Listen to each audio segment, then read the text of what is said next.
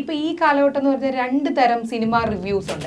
ഒന്ന് തിയേറ്ററിൽ ഇറങ്ങുന്ന സിനിമ റിവ്യൂസ്, അത് കഴിഞ്ഞ് OTT-യിലേക്ക് സിനിമ എത്തുമ്പോൾ വേറൊരു തരം അഭിപ്രായം. ഇപ്പം നിഖിലെ സംബന്ധിച്ച് പറയുകയാണെങ്കിൽ ഗുരുവായൂർ അമ്പലനടയിൽ തിയേറ്ററിൽ എല്ലാവരും ഭയങ്കരമായിട്ട് കാണുകയും വിജയമാവുകയും ചെയ്ത ഒരു സിനിമ OTT-യിലേക്ക് വരുമ്പോൾ വിമർശിക്കപ്പെടുകയും ഒപ്പം തന്നെ ഇപ്പം നേരത്തെ നിഖില തന്നെ പറഞ്ഞു നിഖിലയുടെ ഭാവത്തെക്കുറിച്ച്, ഇത് എങ്ങനെയാണ് ഒരു സിനിമയിൽ ഒരേ അങ്ങനെ തോന്നിയിട്ടില്ല, അതിൻ്റെ ഒരു ബുദ്ധിമുട്ട് തോന്നിയിട്ടില്ല ശരിക്കും പറഞ്ഞാൽ ആ ഒരു രണ്ട് തരം റിവ്യൂയിലൂടെ കടന്നു? രണ്ടാമത്തെ റിവ്യൂ നമുക്ക് മാറ്റർ അല്ല, ബിക്കോസ് ആദ്യത്തെ റിവ്യൂ ആണ് നമുക്ക് മാറ്റർ. എപ്പോഴും സിനിമ ഇറങ്ങുമ്പോഴും ആ സിനിമ തിയേറ്ററിൽ ഓടി സക്സസ് ആയി OTT ബിസിനസ് നടന്നിട്ടാണ് അത് OTT-യിൽ വരുന്നത്.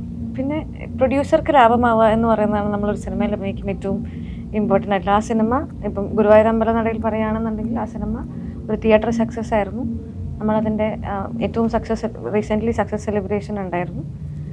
ആ സിനിമ ശരിക്കും ആൾക്കാർ കണ്ട് എൻജോയ് ചെയ്ത് തിയേറ്ററിൽ ഫാമിലി ഓഡിയൻസ് ഒക്കെ വന്ന് കണ്ട് എൻജോയ് ചെയ്തിട്ട് റിലീസായി സക്സസ് ആയി പോയൊരു സിനിമയാണ്.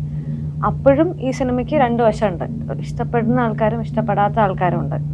പക്ഷെ എന്നാലും ആൾക്കാർ അത് തിയേറ്ററിൽ പോയി കണ്ടിട്ടുണ്ട്. ആ സിനിമ പ്രൊഡ്യൂസർക്ക് ലാഭമാണെന്നുണ്ടെങ്കിൽ രണ്ടാമത്തെ റിവ്യൂ ആക്ച്വലി മീൻസ് ഒരു പ്രൊഡക്ഷൻ എന്നുള്ള ബേസിസിലെടുക്കുമ്പോൾ അവർക്കത് മാറ്റർ അല്ല, ബിക്കോസ് അവരെ സംബന്ധിച്ച് അത് അവർക്ക് പിന്നെ സേഫ് സ്പേസിൽ നിന്ന് വരുന്നൊരു റിവ്യൂ ആണ്. അത് മാറ്റർ ആവുന്നത് ഒരു ആക്ടർക്കും അല്ലെങ്കിൽ ഒരു ഡയറക്ടർക്കും ഒക്കെയാണ്.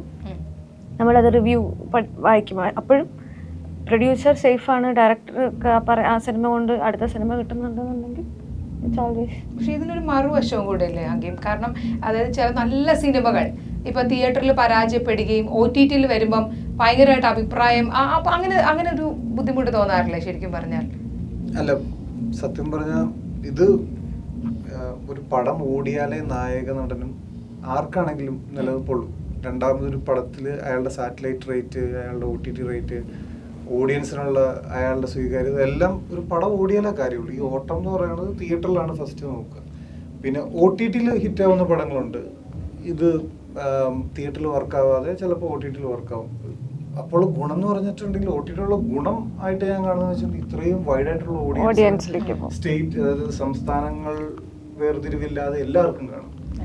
അവിടുന്ന് ബേസിക്കലി OTT-യിൽ ഇറങ്ങുമ്പോൾ കിട്ടുന്ന ഒരു അപ്രീസിയേഷൻ നമുക്ക് വേറെ സ്ഥലത്തു നിന്നൊക്കെ ആയിരിക്കും, അവർക്കായിരിക്കും ഭയങ്കരമായിട്ട് മെസ്സേജ് അയക്കുന്നതും ഭയങ്കര ഡീപ്പ് മെസ്സേജ് ഒക്കെ പക്ഷെ അവിടെ നിന്നൊക്കെ ആയിരിക്കും. അപ്പൊ അതൊരു ഗുണമാണ്. കാരണം അതുകൊണ്ടെന്ന് വെച്ചിട്ടുണ്ടെങ്കിൽ ഇപ്പോൾ എല്ലാവരും എല്ലാ ആർട്ടിസ്റ്റുകളും മറ്റേ പല സംസ്ഥാനങ്ങളിലും പോയി അഭിനയിക്കുന്നുണ്ട്. ഞാൻ തന്നെ ഇപ്പോൾ എനിക്കിപ്പോൾ ഇത്ര 3-4 റിലീസ് വരാറുണ്ട്. അപ്പോൾ അത് നമ്മുടെ ഒരു ഇതുകൊണ്ടല്ലേ, OTT ഉള്ളത് കൊണ്ടാണ്. പക്ഷെ അപ്പോഴും ഗുണം തിയേറ്ററിൽ പടം ഓടിയ എല്ലാ ആർട്ടിസ്റ്റിന്റെയും ആഗ്രഹം തിയേറ്ററിൽ സിനിമ ഓടുക എന്നുള്ളതാണ്. അതാണ് അവരുടെ മാർക്കറ്റും അവരുടെ ബിസിനസ്സും ഒക്കെ തീരുമാനിക്കുന്നത്. OTT-യിൽ ആ സിനിമ വിജയിക്കുക എന്ന് പറയുന്നത് നമ്മളുടെ പെർഫോമൻസിനെ അക്ലെയിം ചെയ്യുന്നതും അല്ലെങ്കിൽ നമ്മളുടെ സിനിമേനെ അവർ അപ്രിഷിയേറ്റ് ചെയ്യുന്നു എന്നുള്ളൂ. അത് നമുക്ക് പൈസ ആയിട്ട് അല്ലെങ്കിൽ അത് നമുക്ക് ബിസിനസ് ആയിട്ട് അത് മാറില്ല, ഇല്ല.